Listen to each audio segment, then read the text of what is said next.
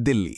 जब भी ये नाम सुनते हैं तो जहन में आता है एक ऐसा शहर जिसकी हर गली, हर पत्थर में इतिहास की ना जाने कितनी परतें छिपी हुई हैं। ये सिर्फ एक राजधानी नहीं है, ये तो साम्राज्यों के बनने और मिटने की एक जीती जागती दास्तां है। तो आज हम इसी कहानी की जड़ों तक जाएंगे।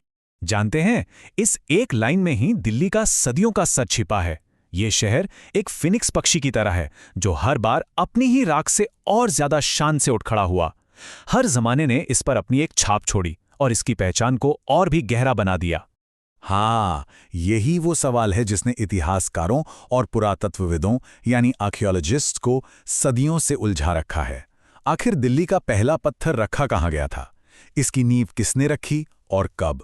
तो चलिए, इस दिलचस्प पहेली को सुलझाने के लिए इतिहास के पन्नों को जरा पलटते हैं। दिल्ली की कहानी की शुरुआत होती है एक बहुत ही शानदार, एक भव्य कथा से। एक ऐसी कथा जिसका जिक्र हम सब ने महाभारत में सुना है।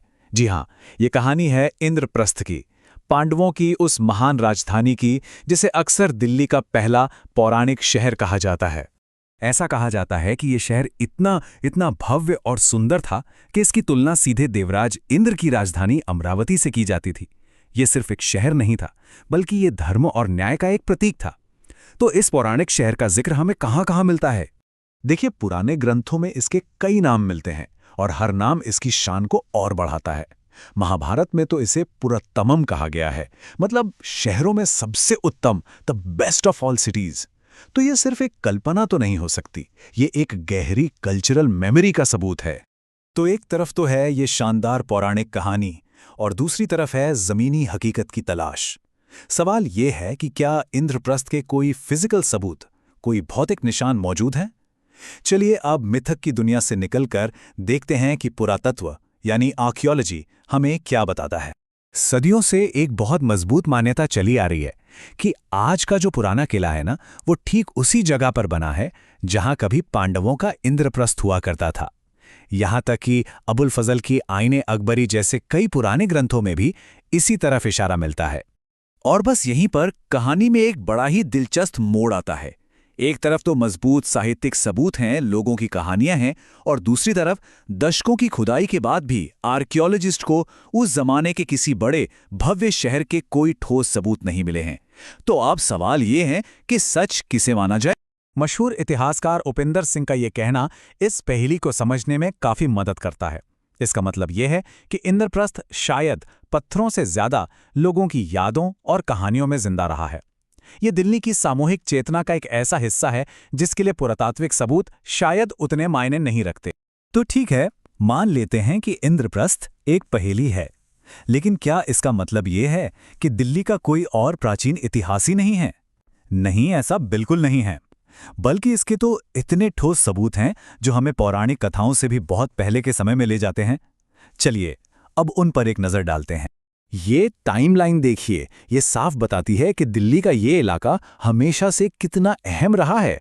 सोचिए, 3री सदी ईसा पूर्व में सम्राट अशोक यहाँ अपना एक शिलालेख छोड़ जाते हैं। फिर 4वीं सदी में गुप्त काल का वो मशहूर लौह स्तंभ यहाँ लगाया जाता है। ये सबूत चीख चीख कर बताते हैं कि दिल्ली में पहला शहर बसने से सदियों पहले ही ये जगह बहुत बहुत खास थी। हाँ, ये कोई शहर नहीं थे, लेकिन ये हमें इतिहास में एक मजबूत कड़ी की तरह ये बताते हैं कि दिल्ली का महत्व सिर्फ कहानियों में नहीं है, बल्कि इसकी जड़ें असल इतिहास में बहुत बहुत गहरी हैं।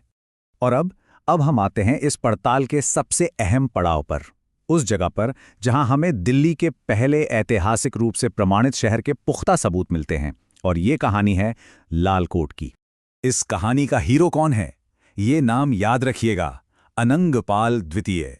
यही वो शासक थे जिन्होंने दिल्ली को उसकी पहली असली ऐतिहासिक पहचान दी।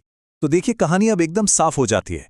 11वीं सदी के आसपास तोमर राजा अनंगपाल द्वितीय ने लाल कोट नाम के किले की नींव रखी, एक शहर बसाया, और जानते हैं उसका नाम क्या रखा? ढिल्लिका। और इसी ढिल्लिका से बना हमारा दिल्ली। ये दिल्ली की कहानी का वो अध्याय है जो पत्थरों और सबूतों पर लिखा गया है। इतिहासकार राणा सफ़वी ने क्या खूब कहा है इसके बारे में। ये सिर्फ कुछ खंडहर नहीं है, ये दिल्ली के 1000 साल के सफर का वो शुरुआती बिंदु है, वो स्टार्टिंग पॉइंट है। असल में यही है दिल्ली का पहला लाल किला। तो जब हम अपनी इस पड़ताल को समेटते हैं तो हमारे सामने दिल्ली की शुरुआत की दो कहानियां आती हैं जो एक दूसरे के समानांतर चलती हैं। एक वो जो किस्सों और यादों में जिंदा है और दूसरी वो जो पत्थरों में कैद है। और देखिए, यही सबसे जरूरी बात है। दिल्ली की पहचान इन दोनों से मिलकर ही बनती है। अगर इंद्रप्रस्थ इस शहर की सांस्कृतिक आत्मा है, एक कल्चरल सोल जो कहानियों में बसती है, तो लाल कोट इसका ऐतिहासिक शरीर है, एक ऐसी नींव जिसे हम आज भी देख सकते हैं, महसूस कर सकते हैं। तो मतलब ये है कि हमें इन दोनों में से किसी एक को चुनने की कोई ज़रूरत ही नहीं है। दिल्ली की असली खूबसूरती, उसकी असली पहचान ही इसी बात में है कि यहाँ मिथक और हकीकत एक दूसरे में ऐसे घुल मिल गए हैं कि वो मिलकर इस शहर की एक अनोखी कहानी बनाते हैं। और आखिर में ये पड़ताल हमें एक बड़े और दिलचस्प सवाल पर लाकर छोड़ देती है। दिल्ली की कहानी हमें ये सोचने पर मजबूर करती है कि कोई भी शहर आखिर बनता किससे है? क्या सिर्फ अपनी इमारतों और पत्थरों से, या फिर उन कहानियों और यादों से भी जो एक पीढ़ी दूसरी पीढ़ी को सुनाती चली जाती है?